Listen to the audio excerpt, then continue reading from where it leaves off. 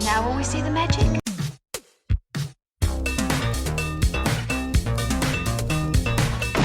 All right, where's Murray? Okay, who is it? This is Jesus, kid. Know then that it is the year 10,191. Yes, we are bored. We're all bored now. Hi, good night. Good night. Hello and welcome to Mary vs. the Movies with your host Mary Jones. And Dennis Ling. Have you seen the movie that we're watching? No. Okay. So we're going to watch a movie that I know they made a remake of that was supposed to be pretty good. But the original is a well-loved cult movie as far as I know. It is Fright Night. And I don't know a lot about it. This has Wilford Brimley, right? And No, he doesn't Jesus. get old and he doesn't die. Why do you keep saying that? Because that's what we were going to watch. Yeah, we were going to watch Cocoon, and then I realized it's October, and I want to do horror movies. All right, sorry. Is this because you're older than Wilford Brimley? A little bit. Well, speaking of things that don't die, this is a movie about vampires, right? I have no idea. Oh, okay, so you don't know. I'm you know nothing. I'm in the dark. All right. Okay, so what I think this movie is, Okay. a teenage boy, and I don't know if it's like his mom's new boyfriend or something, is a vampire. I think it's something like that. And maybe mom doesn't know this or believe him or something.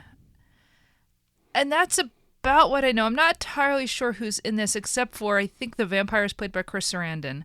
I've only seen him once, and I love him. Didn't you ever see Dog Day Afternoon? Oh, is he in that? Yeah. He's Al Pacino's partner, lover. Oh, okay. I forgot about that. Yeah, isn't that him? It's been a while. Well, anyway, my point being, I know him from Princess Bride, of course, which of I course. absolutely love him in. Yeah, he's great. He's perfect. And this is around the same time period. Mm-hmm. Okay, and this is a horror comedy, from what I believe I've been told. So I think that's what happens. Now I know a little bit more about the remake from 10 years ago or so, where the same role is played by Colin Farrell. Can definitely see him as a vampire. Yeah. That's not hard. And I know that in the remake, the teenager decides to get help from a TV magician. You know what, like kind of like a Chris Angel type. Yeah. Right? In the remake, he's played by David Tennant. So it's weird that I haven't seen the remake because I love David Tennant. Yeah. And so why didn't I go and watch this? I don't know. So I don't know if in the original, the teenage boy decides to get help from a TV magician. Yeah. It's a great idea, isn't it? Uh-huh. But like I think like the TV magician actually can do actually knows magic or something, right? Yeah. So it's sort of that hiding in plain sight idea. I don't know if the original has that as part of the plot, and I don't know who else is in this movie. So I assume though that it's a kind of the same plot. Is this the first vampire boyfriend? Lost Boys? Lost Oh, Boys. yeah, that's right. Yeah, No, that's right. He's a vampire. He's the head vampire. Yeah. Again, movie kind of the same time period. I was trying to trace the lineage of Twilight there. Oh God, really? Do all vampires come back to Twilight for you? A little bit. I did at least listen to all 4 books of these original books. I know she really redid stuff later, but She rewrote her own books? she rewrote or she wrote one from Edward's perspective or something. I could not care less about such a thing. So the first one's from Bella's perspective. But how did Edward experience that? I don't care. I really don't. And I don't want to watch those movies either.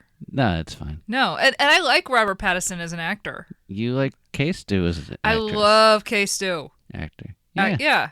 But I don't want to watch those. I don't want to watch those movies. Yeah. I saw enough of the end with the fake baby Renesmee. Renesmee. Look, I know enough about those books and those stories from you. Yeah. I will never consume them myself. I only consume them through a third party. Yeah. You know, I will watch anything deconstructing how insane those stories are. But it just sounds like a boring slog. Anyway, this movie, as far as I know, is not a boring slog. It's people really like this movie, and I think people liked the remake. So, yeah, I don't know anything else. I don't know why I never watched it. But except that like the title is so kind of generic, like it's easy to kind of confuse it with other movies. Right. I feel like the title is the name of the TV show host. Okay, so like if there is a TV host that he goes to for help, that might be the name of his TV show or something like that. Okay. I don't know. I'm guessing. I'm grasping at straws here. I think that's what happens. All I can say is that casting-wise, like if Chris Sarandon as a vampire is so perfect. Yeah. Oh, absolutely. Yeah. I can't wait to see that. Do you think there's a love triangle? I mean, if he's boyfriend, maybe there's someone pining for her or something. There could be something else. There could be somebody on a side. Sure. Okay. Do you think there's a dog? A dog that's like, that's a vampire. Sure. It's like the dog is the only one that knows. Dog just keeps first. barking. Yeah. Okay. Yeah. Dog sounds good. Mm-hmm. Do you think there's a scene of him looking in the mirror and not seeing himself? I hope so. Yeah. That's the whole point of a vampire movie. I know. I love scenes like that where like they're holding a glass or something. You just see the glass floating there. It's great. Oh, it's great. So hopefully, yes. Yep. Do you think there's an angry dad? No. All right. No dads. No you know. dads. But think of it this way: is vampire boyfriend the surrogate dad? Then yes. All right. Yeah. I presume he's, because the whole thing, if it's a vampire, they're 200 years old at least. Right. So hopefully. So are you going to ask if there's a death? Do you think there's a death? I mean,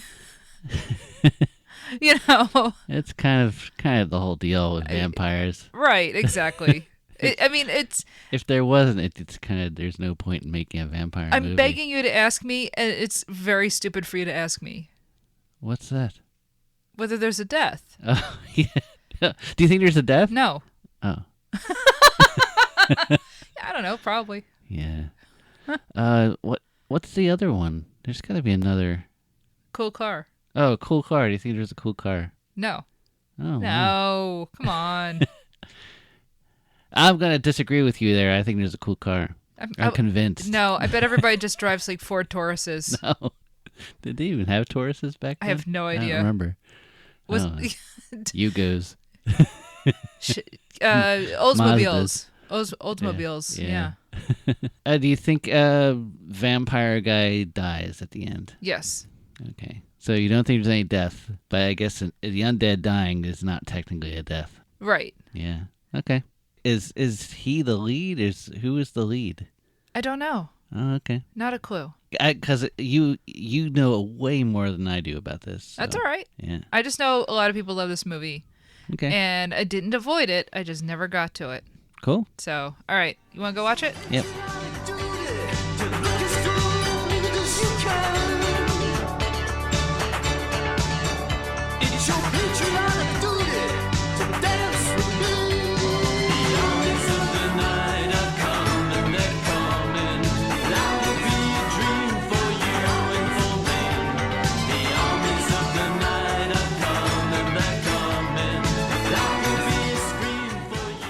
We recently recorded a bonus episode, and I don't know if it'll come out by the time this is out, but we recorded a bonus episode about going to see a Hal Hartley movie, and in it we talked about how a film like Star Wars is great because it compiles a bunch of different films together. Yep. Right. And I forget what else we compared. We said also does that very well, but. So that's been on my mind lately, and watching this, it's the same kind of thing, actually. Yeah. Although it's more strong in the first part of the film, because as the film goes on, it basically just becomes Dracula. and look, that's not a complaint. I love Dracula. Like the actual story Dracula, the Bram Stoker, novel. Believe me, I have no problem with basically we're just doing Dracula in the suburbs. Yeah. That's all right with me. But But the first part of this is actually interesting because it feels like a bunch of other films that I've seen or that were coming out around the same time or would actually come out. Like it's a little early for some of them. But it's funny how there are certain scenes and images in this that resonate with like similar stuff. Okay? Like, what do you mean? Well, I mean, and this is just me watching it. My first thought watching this was the opening is, like originally the premise reminds me a lot of The Burbs. Oh, yeah. Okay. But The Burbs hadn't come out yet. I know. But like everything from like the setting to the houses, like how the houses look next to each other, looks like The Burbs. Yeah. And so as I'm watching this, I realized, oh, there's a reason why they both remind me, like this reminds me of The Burbs. They're both just Rear Window. Oh, okay. Right? Yeah, I guess so. No, if you think Yeah. about it, because, the beginning of this film is, the beginning of the film is he is, watching Fright Night, a local horror show, with a host and making out with his girlfriend, right? And which also the whole idea that this film starts and you think it's, that you're watching the film start and you're actually watching or listening to a film within a film. Yeah. So automatically I thought of Scream. And Okay. this is very Scream, right? Yeah. You can definitely feel, because part of this whole idea of this film is that they're using horror movie tropes to fight an actual vampire, right? So it's very consciously about movies and about tropes. And Evil Ed could easily be one of the annoying kids in Scream? Oh, yeah. How is that not Skeet Ulrich or Matthew Lillard? Yeah. Right? He is absolutely the antecedent of those guys. No, this they sprung from his head. they right where the cross was burned in. I know. But no, this film is very much the Scream before Scream. Yeah. You have that going on, but it's very much the pulling off of Rear Window because, he thinks he sees a murder or he thinks he sees bodies being like dragged in the basement, a coffin being dragged And in the there's basement. even trash bags. There's like, even featured prominently. Exactly. So, as the film started, I thought, oh gosh, that's weird. Was like Dante just watching this when he made The Burbs? And then I realized, no, they're both Rear Window. Well, yeah, I guess so. The suburban setting, it's so, I mean, like they look almost like the same movie for a while. Like the idea of like this suburban house next to basically the Munsters house. Oh, no. I'm not disagreeing with you at all. Yeah. No, you're absolutely right. I'm more just thinking like, were they filmed on the same backlot? Yeah. I don't think they are, but I could be wrong. It sure feels like it, though. It does. And I think like whatever the backlot is, I think it might be like in Burbank. So I mean, look, all that stuff looks the same. It's kind of like when you're watching like Gremlins. Yeah. And Back to the Future. Back to the Future. Yeah, exactly. So like if this turns out to be the same backlot as The Burbs was filmed on, I would not be shocked. I guess at one point I turned to you, I said, oh, this feels kind of, before we knew for sure that, Chris Sarandon is a vampire. Although, I mean, I knew that going in, but before the film lets us know, I think I turned to you and I said, oh, yeah, this feels kind of like the Burbs meets Blue Velvet. But Blue Velvet also, is also that whole kind of the suburbs is this weird, dark, twisted place that nobody wants to think about, right? Right. Obviously, this isn't Blue Velvet, but there is something kind of weird about this character. Charlie Brewster? Charlie Brewster. Yeah. There's something, obviously Carl McLaughlin's a better actor. Yeah. Carl McLaughlin's a better actor. And look, nothing against Tom Holland, but you're going up against David Lynch. Yeah. Blue Velvet's a much more interesting and disturbing film. But it's funny, they both have resonances. They both feel like they're kind of maybe coming from similar places. And American Wolf in London. Yeah. It's the same, well. Yeah, absolutely. They're all kind of coming from the same sort of places. They're all drawing off of the same movies that they grew up watching, I'm sure. But also like the same like fascination and love with like garbage horror movies. Absolutely. Yeah. Garbage horror movies. I mean, we say garbage. And that's not wrong. But at the same time, I will throw down for any Hammer horror movie any day of the week. I love that this actually like is drawing off of the Hammer horror stuff. To be honest, the films within the films, like they were really good. Well, some of them actually are. Oh, they were? Yeah. Okay. Yeah, some of the stuff were not fake. Like there were times where they put in Roddy McDowell Yeah. as a Peter Cushing, Vincent Price, Yeah. role, but like some of the other stuff actually were just. But I mean, his stuff though, I thought looked great. It looked Like, perfect. It looked like those old Peter Cushing. Absolutely. Roles. Yeah. So yeah.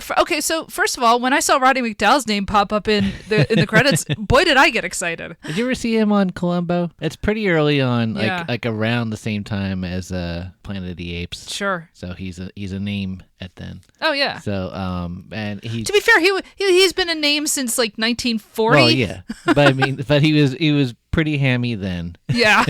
as you might imagine. Oh, but that's the thing. You don't want a restrained No, Roddy of course McDowell. not. You want him the full Christmas ham. I know. And that's what we get here. It's fantastic.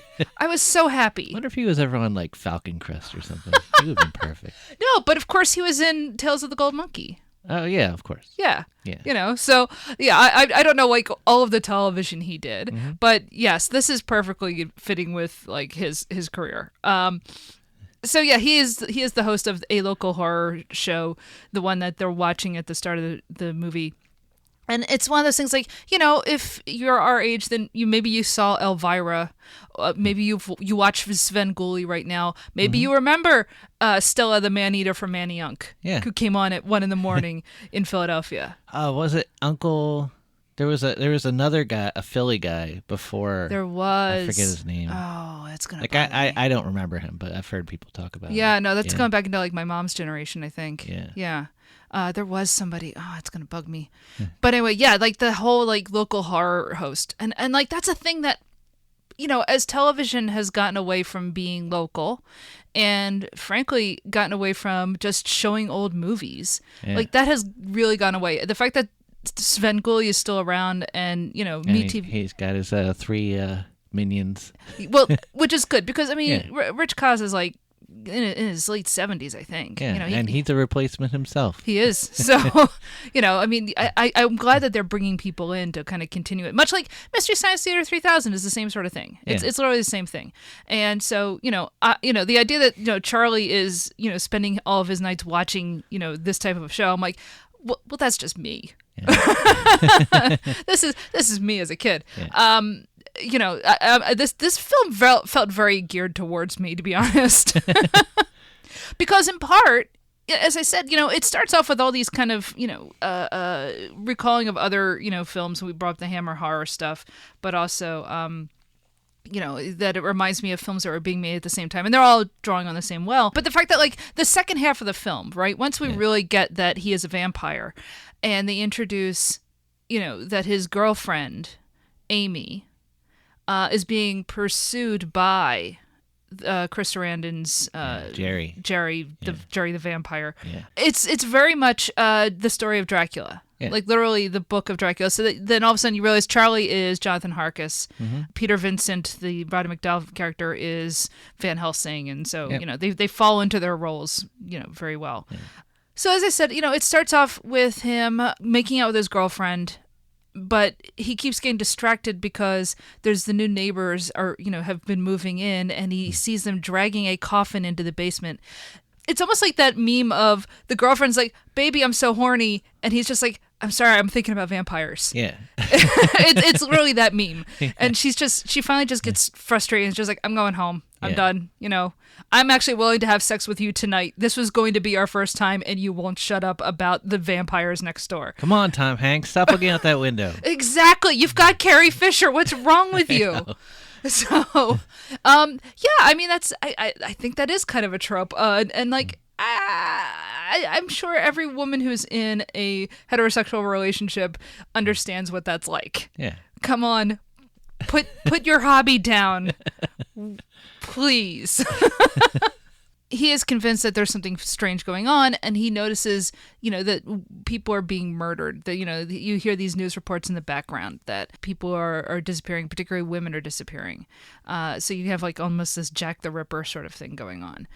He notices particularly one woman who, walks down the street, and he actually spies them about to have sex. Yeah. Her and Jerry the vampire.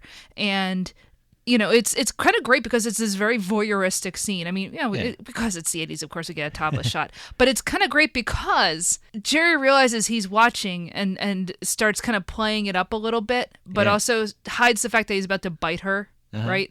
So, yes, this is 80s cheesecake, obviously. This is voyeurism. But, I don't know, there's just something... I think what I like about Sarandon's performance in this is it's like he's winking the whole time. Yeah. Like... you're right. I mean, I don't know why I'm saying it's like he's winking. He is winking the whole time. Actually winking. Literally, actually moving his eyes. People keep disappearing. And of course, he's got his suspicions. And of course, his girlfriend is getting more and more frustrated with him. And unfortunately, he also has this very annoying friend, Evil Ed. Yeah. He's basically the annoying sidekick that you always find, particularly in movies from this era. Yeah. There's always that annoying friend. You brought up Robert Downey Jr. and you're probably thinking of Back to School, right? Yeah, but I feel like he had a lot of roles like that, and there was a lot of roles where they would cast someone else as him. Ducky was supposed to be Robert Downey Jr. Yeah, that's true.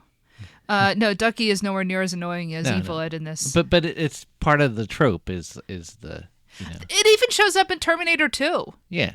The redheaded guy. Yeah. I can't remember that actor's name, but yes. It's just that this one is not as reliable as those other. No. I mean, he's such a little turd because he's constantly like, I'm obviously this is his best friend. Yeah. But he's also constantly saying how like stupid he is for believing in vampires, and of course the irony being, but the vampires turn out to be real. Yeah. Sometimes when I watch films like this, right, I keep thinking about, okay, what are they going to do about all these murders?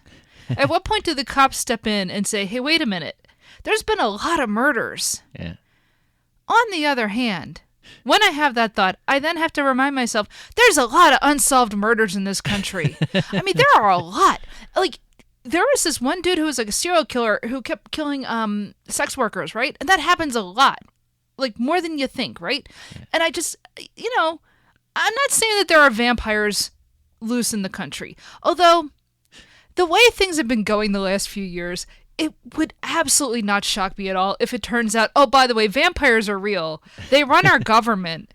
And that's that's completely ridiculous. What's happening is the whole they live scenario where there's aliens running around. Actually, you're right. You're absolutely right. Look, I'm just 12-foot interdimensional shape-shifting lizards. Yeah, pretty much. Yeah. Look, I'm just saying I have yet to see proof that Stephen Miller has human DNA. I don't know what he is. I think he's whatever the other guy is. Right. The mystery monster in this movie. So he's got this... At first I thought it was going to be like a Renfield situation, but he's not really a Renfield. He is like just his manservant, right? And I find Sort of. Well, I find it interesting that the actors apparently didn't know that they were supposed to be a couple. Yeah. And yet I did get that vibe from the script. Like, the film knows it. Mm-hmm. But it's weird that the actors don't entirely know it. Yeah. But yeah, so Jerry the Vampire has this manservant who is like this very tall guy who I believe you said, want to be Bill Paxton. Yeah. And his vibe is so Bill Paxton. It's like...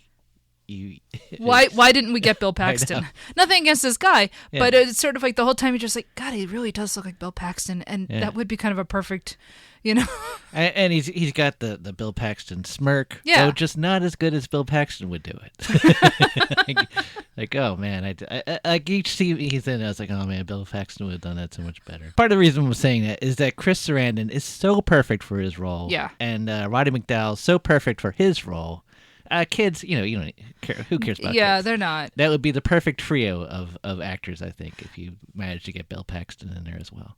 You know what? If Bill Paxton was in this, I think his role would be slightly bigger. Yeah. But that wouldn't be a bad thing. That wouldn't be a bad thing. That would actually be fine. No, actually, you're right. I kind of... Amanda Burns? Yeah. Yeah, Amanda Burns is fine in this, although it's very weird that both her and the guy who plays Charlie...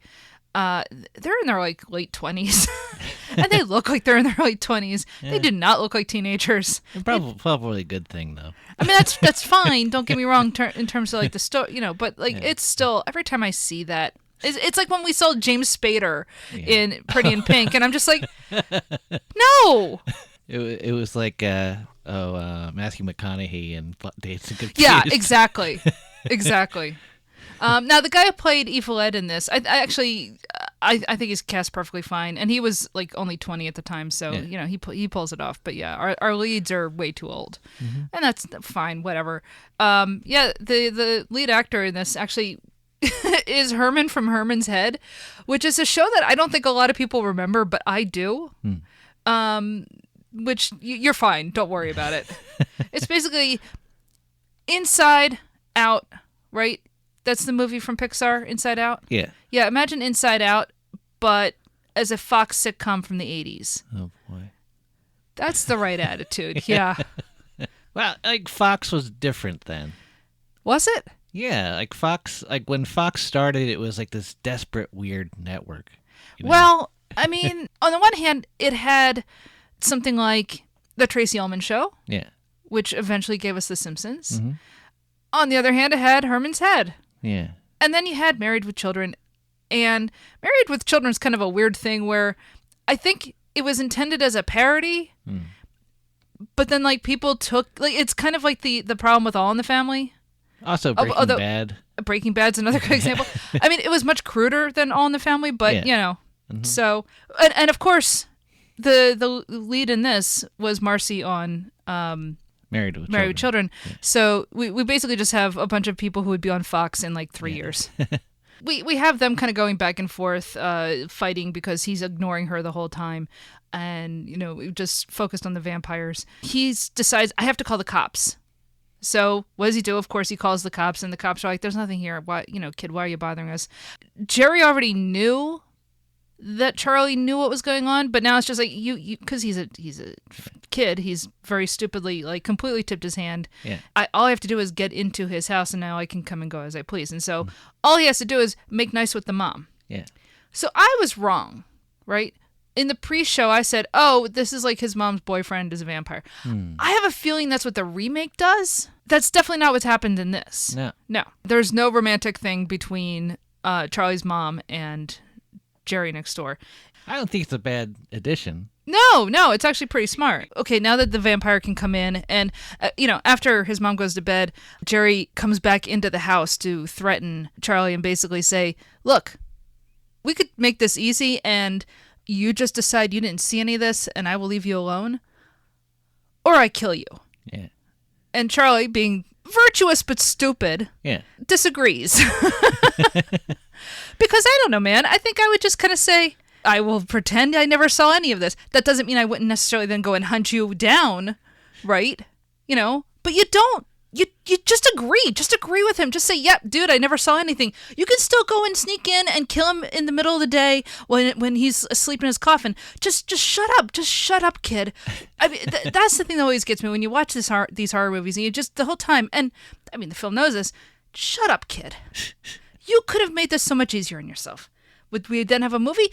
I don't know. I'd like to see a version where somebody actually just does the smart thing.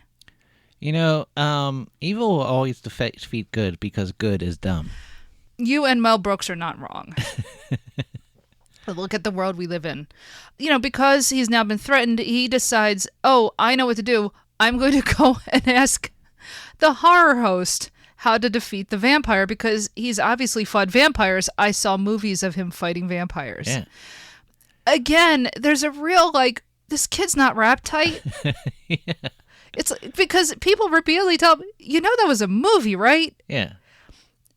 And unlike all the other stuff in the film where it's like vampires aren't real, of course vampires turn out to be real. You know, things like that they do. They're absolutely right. He's not a vampire hunter. He's just a washed up actor. Yeah. He made some horror movies in probably the 1960s, and that's it.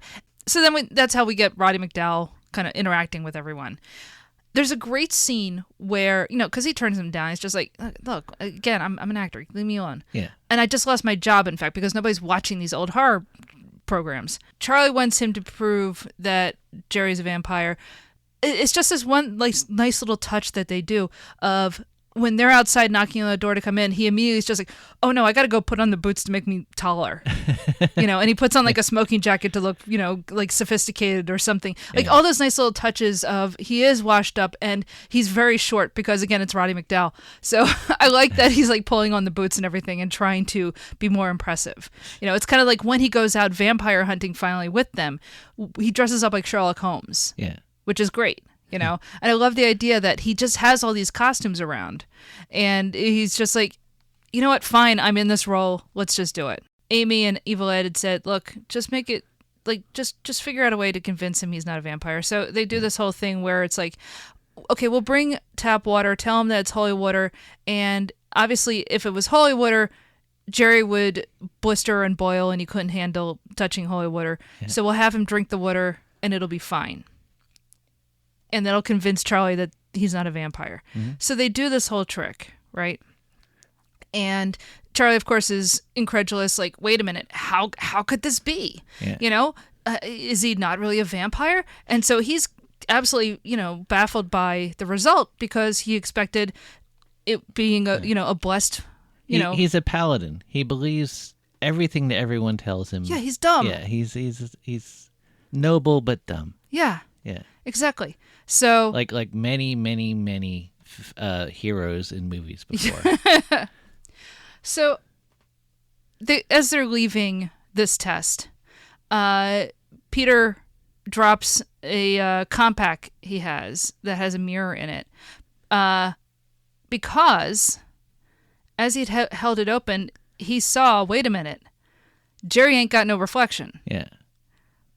Oh no. I just proved he's not a vampire.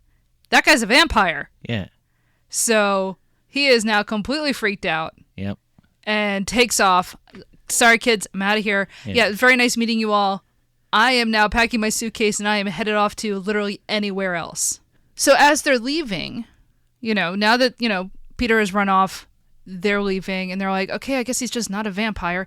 Ed splits off from them and then he, of course, runs into Jerry, the vampire.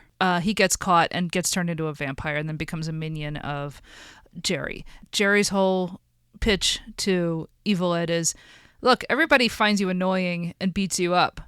Become a vampire. You won't have to deal with that anymore. Yeah. And it's kind of like, yeah, that's not a bad point. Uh-huh. You get to live forever. You get to bite people, but nobody's allowed to laugh at you anymore. It's about as high as Evil Ed could ever hope to achieve in life or unlife. You're probably right. Yeah. So I did want to say, so when we get to the second part where it's just Dracula. Mm-hmm. Because this is where we've built up to. Yeah. So the painting of her, when Charlie and the cop go in, he like moves some stuff and sees the painting. And it's like Amy. And Amy is his girlfriend. Amy is his girlfriend. Amy, it's a painting of Amy, but it's obviously in this like older like portrait style. So that reminded me of Rebecca. Yeah. And it reminded me of that silly portrait from Vertigo. Yeah. The attempt to like, oh, I want to work it because it's it's supposed to be this old style, but it's this goofy girl next door. Well, so there's that, but there's also with Vertigo the painting that they go and see in the theater, and she says, "That's me." Yeah. I mean, not in the theater, the museum, Yeah. So no. There's a couple of like bits of Hitchcock in here. Yeah. I didn't think about it at the time until you just said it now, but by bringing up both Rebecca and Vertigo, again, both Hitchcock films. Of course, Rebecca is a Gothic novel. Vertigo is, it's not Gothic, but it is, mm-hmm. right? It's kind of weird to call it Gothic because it's a very brightly lit film. Yeah. But it has Gothic themes, mm-hmm. right? They're both kind of, feeding into this, definitely. Yeah. Jerry sees Amy, the girlfriend. She looks like his lost love from whenever, and so the rest of the film is him pursuing her while also trying to get rid of Charlie because Charlie is, of course, going to blow his cover. He's also just mad at Charlie because he stabbed him with a pencil at one point, and he's in the way of regaining his lost love. So what you have then is basically the story of Dracula, and so if you haven't seen any film version of Dracula, in that you have this Jonathan Harkis and he has a fiancée, Mina, and Dracula pursues Mina, mm-hmm. right? Is that in the book? Well, the pursuit of her, like Dracula gets both Lucy, who is the friend, Yeah. but he also goes after Mina. If you remember, he has like a whole bunch of wives in the basement. He basically is just building a harem. Yeah. And like we don't see him building a harem in this. Yeah. But apparently they're all beheaded. yeah, so that's a little unnecessary beheading them, but fine. Well, he's got his boy. That's true. He doesn't doesn't necessarily. need it, Yeah. Whatever his boy is. We don't know what he is. A We'll get to. golem? Yeah, I don't know. We'll get to that. But yeah, so then we basically have that same sort of story of, he is romantically pursuing her. They have a scene where they escape, through the town and end up in a nightclub. And so then Jerry and Amy, he kind of pursues her in the nightclub and they start dancing. The idea that Dracula is pursuing Mina because she is the incarnation of his lost love. That's not in the book. It's not? I don't think that's in the book. Oh, okay. Look, I have not read that book in a million years. Wow, that's a long time. Are you a vampire? The thing is... I'm sorry. No, I sprung that on you. Your 20-year plan. Listen, buddy, if I ain't bit you yet, what do you think I'm waiting for? I don't know. So as far as I remember, that particular part is not in the book Dracula. Coppola puts that in the film, right? So that that whole opening of the Coppola's Dracula, where they start with Vlad the Impaler and his wife dying and all the rest, like committing suicide and all the rest of that. That's not in the book. Yeah. Right. And then they are being reincarnated as Mina. Again, I don't think that's in the book at all. Now, what I want to know is, did Coppola then get that idea from Fright Night? Oh. Entirely possible. Yeah. Completely possible. And if so, cool. Mm-hmm. Like, I hope that's true. I hope that's where he got the idea. I feel like I haven't seen enough or I haven't read Dracula ever, so I feel like I can't comment on that. So that's okay. Yeah. No, I don't know. I want to speculate that Coppola is a fan of Fright Night. I don't know. Why not? For the record, I love Coppola's Dracula. Me too. I think it's amazing. Yeah. I'm not going to say it's his best film because we're talking about the man who made The Godfather. Yeah. And The Godfather Part 2. And Peggy Sue Got Married. And hey, I like Peggy Sue Got Married. I know. Look, Coppola's a guy who he's made some real bad movies. Yeah. He's also made some of the greatest films ever made, right? Yeah. He made The Conversation. He made Apocalypse Now. He's a hard guy to figure out because it's like he's made these classics and you're like, and it defines what you think movies are. Yeah. And so you're like, it's hard to judge him as like a film director. He's an epic director or something. I don't know. Like David Lean, you can figure out. Yeah. But, like Coppola, like because he changes, like genres and stuff. Like he's just really good, but I don't know. But also, then he goes and makes a movie like Jack. Yeah. Which is one of the worst movies I've ever seen. No. It contains multitudes. Unfortunately. Yeah. But anyway, so I like the idea that maybe he got that from Fright Night. Ain't that America? So Amy goes off with Jerry back to his house, and Charlie then goes off to find Peter Vincent, and basically, you got to help me out. Now, Jerry had kind of said to Charlie, look, I'll let you have your girlfriend back if you bring Peter Vincent to me. Yeah. And Charlie, he's not agreeing to do that, I don't think. I think he's just very dumb. Yeah. Much like Jonathan Harkis. He's just dumb as hell. Yeah. And so he still goes off to Peter and says, please come and help me get my girlfriend back. Which, by the way, isn't going to happen because she's a vampire now. Her and Jerry, they have sex. He bites her. It's all very orgasmic with the blood and all the rest of it. Yeah. It's about as subtle as a ball-peen hammer, which, to be fair, vampires that's are. What vampires are, yeah. Right, I know. Yeah, that's their thing. It really is. The French were all into it. So a whole bunch of those were vampire movies. Yeah. Yeah, fair enough. But then Charlie and Peter come back to the house, and then basically they fight the vampire, and they fight the vampire minion. What's his name? I forget his name. Bill Paxton. I think. Yeah, not Bill Paxton. Yeah, not Bill Paxton. And so they have to fight him, and so we've got this dude. You assume that the guy's a human, and he's just like a thrall or something, and Peter's just like, I'm going to shoot you. Yeah. Like, I am literally going to shoot you. And the guy just keeps coming for them, so he shoots him, and you're like, okay, well, he's down, he's dead. And of course, he gets up like Michael Myers. Yeah, it's horror movie stuff. Absolutely. Yeah. But what's crazy is he keeps coming for them. They keep shooting him, and he keeps coming for him. Charlie takes the board that he has. Yeah. It's a wooden stake, and puts it through his heart. Right. And then he suddenly starts dripping green goo. And then he basically just kind of melts as a person. Yeah. It's like the end of Raiders of the Lost Ark, but somehow more gross. Yeah. Which is there's impressive. sand or something, or dust. There is sand. There is green. It's like every gross thing they can do to this skeleton. It's really cool. Yeah. It's actually really good. I like that they don't really explain it. Like, we don't know what that guy was, but you couldn't kill him by shooting him. You know, you have like kind of this fighting with Jerry the vampire, and at one point Peter runs out of the house and goes back next door. That was before. Oh, that was earlier. Yeah, okay, but let's mention that for a second. Okay. That he goes out of the house, runs back next door to Charlie's house, and looking for Charlie's mother, who isn't there because she's like working nights or something. This little Red Riding Hood.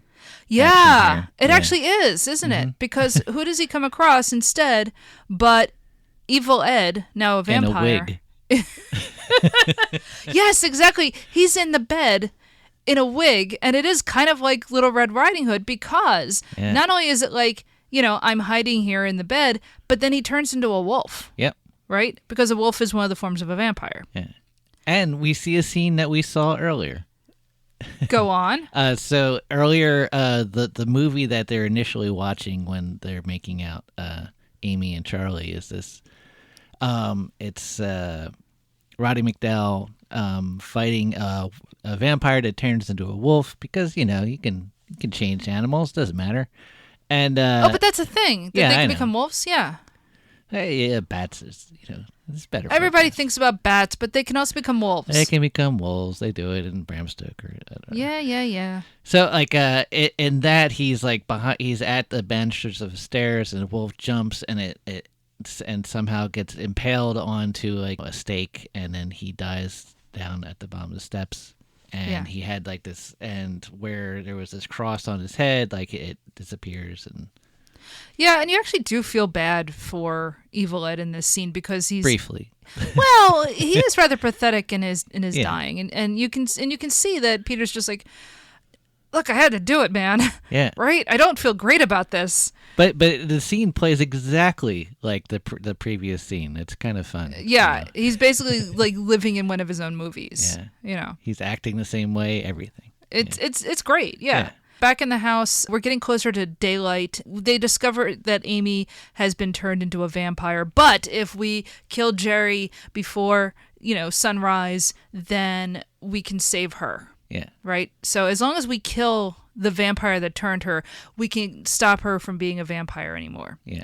So again, that's Dracula, right? Mm-hmm. So yeah, the rest of the film is them fighting him, and at one point he turns into a bat and is like just biting people. It's a pretty fun rubber puppet. Yeah. But yeah, they keep him busy until sunrise, and because at one point, he was outside and he burst through this big stained glass window. It's a pretty great scene. Yeah. The sun is able to kind of come into the building, and he flies away before it can turn him, and goes down to the basement because he's going to hide in his coffin. And so, yeah, again, it's Dracula. They have to open up the coffin, drive a stake through his heart. There's repeated scenes of the whole holding a cross at a vampire thing. Yeah.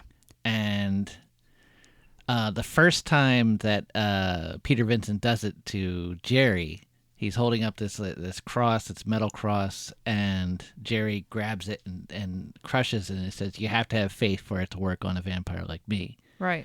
And I had seen that video on like Twitter. So really? I'd seen that single scene. I was like, oh, and it's like lore and stuff. And there's a scene kind of like that in Salem's Lot. Oh, okay. I've never seen Salem's Lot. Yeah, for the final fight, like he does it again with a wooden cross. Peter does. Yeah. Jerry says the same thing. You have to have faith, but you can tell it's sort of working. It's like Peter is starting to believe in himself. Yeah. Yeah, because the whole idea is like whenever Charlie holds a cross up, Jerry freaks out. Yeah. Because Charlie believes in everything that's happening. He's dumb, but he's dumb, but he believes. Yeah, he's sincere. But Peter is learning, like, as you know, like this is his arc. Exactly. Yeah, what I kind of like is really the character who has an arc in this is actually Peter. It's not Charlie. Right. So yeah, eventually like they get him in the basement and they corner him, and Charlie just starts, busting out all the windows so that the sunlight comes in and kills Jerry, and it works. Yep. After a long fight, they are finally able to basically just, destroy him with sunlight. Satisfying fight. Yeah, satisfying fight, satisfying puppets, satisfying fire. It's good. Oh, and when he finally burns, he turns into this kind of like giant bat-like figure, like a skeleton that's like burning in the sunlight. It's really cool. It's pretty good, man. Yeah. Now, in the meantime, of course, Amy has been turned into a vampire, and she has also been fighting. And there's some good prosthetics where she has this gigantic mouth. So I definitely remember the cover of this, the Fright Night, and it's basically her face. And I had no idea. I just thought this was like, this is just cool artwork or something. Yeah. And no, it works. It works in this. Yeah, it's freaky. It's just this huge mouth, like. Yeah, it's a little bit like the faces in the Black Hole Sun video. Yeah, a little bit. A little bit. Yeah. But better because this is prosthetics. Yeah. But yeah, because they destroy him, she is able to become human again. And then the resolution of the film is that, her and Charlie are a couple. She's not a vampire anymore. And, Peter Vincent has a TV show again showing horror movies. Yeah. The movie says like, and now we're back where we started. Yeah. It's very knowing in that. But of course, because we're back where we started, as they're making out and he's moving around the bedroom, he sees eyes across the street, and it's very quick. And it's just like, was that a real thing?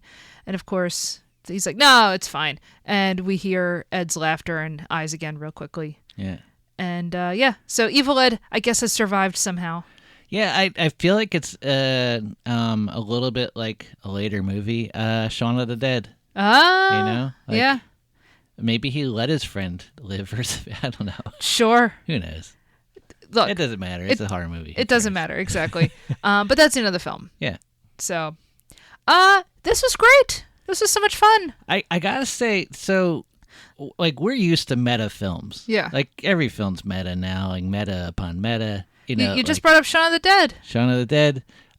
Even the movie we just watched was meta. Where to Land. Where to Land, yeah. Movie, that's meta. We're used to it, and we're used to it, like, and now we're used to being, it's good or it's bad. I think there were movies that tried to be meta back then, but it was not a thing.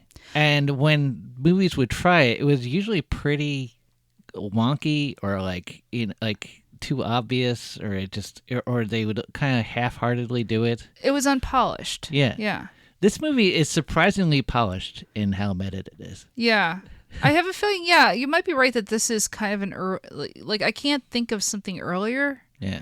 I mean, I'm sure there are, but this is doing it before pretty much everybody started doing this in the 90s, right?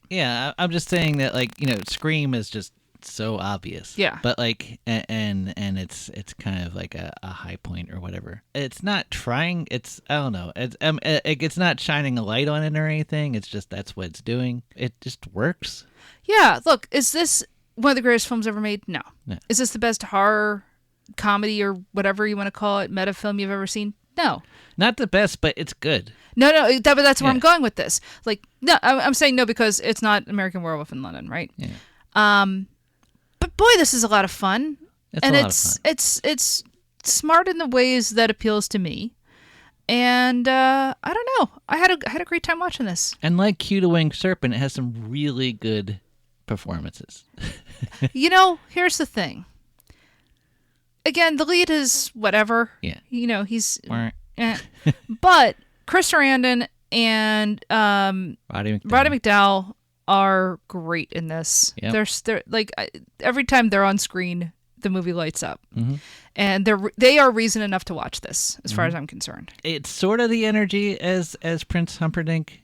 No, this is so much smoother. Yeah, it's more smoother, more. And I don't know. like it's definitely a different character. It's a very different character. But like everything I love about Prince Humperdinck, he has. So. Okay. Because I love. I don't know Prince what that Humperdinck. means, and do we want to unpack that? There are jokes that he says that I always want to say. Like like people just don't share my mirth at at Prince Humperdinck.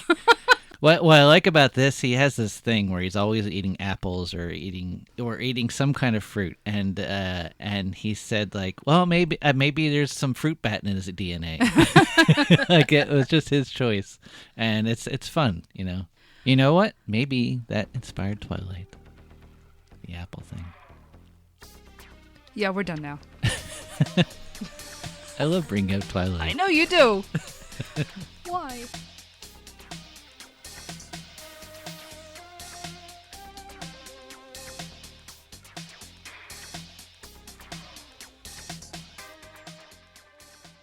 All right. So that was Fright Night, starring Chris Sarandon, William Ragsdale, Amanda Bearse, Roddy McDowell, Stephen Geoffreys, Jonathan Stark, I think was the big dude, and written and directed by Tom Holland. All right. You can, of course, follow us on social media. We are Mary vs. Movies on all your major platforms.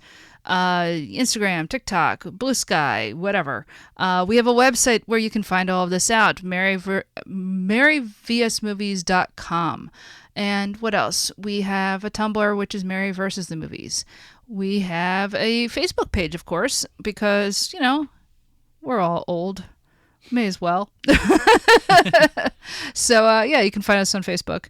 What else? We, of course, have a Patreon where you can help support the show for $3 a month. You can help keep this going because, of course, this show does take money to make. We have expenses, server costs, etc. We have to pay our webmaster, all that type of stuff. So for $3 a month, patreon.com/MaryVSMovies. And if you do that, of course, you get access to our whole other show, Hollywood Avalon, where we watch Arthurian movies, which, is anything from Transformers The Last Knight to Excalibur.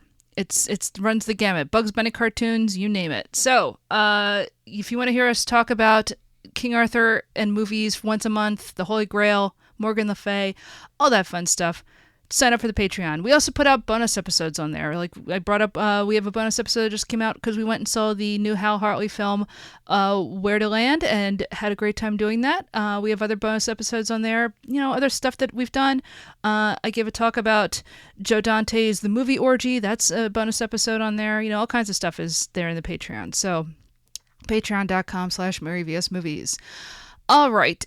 This is, October. We're watching horror movies. Our next episode, I don't know what it's going to be yet, but it will be another horror movie from, the time period in which we're covering. So, that'll be next week. All right. So, until next time. Back, spawn of Satan!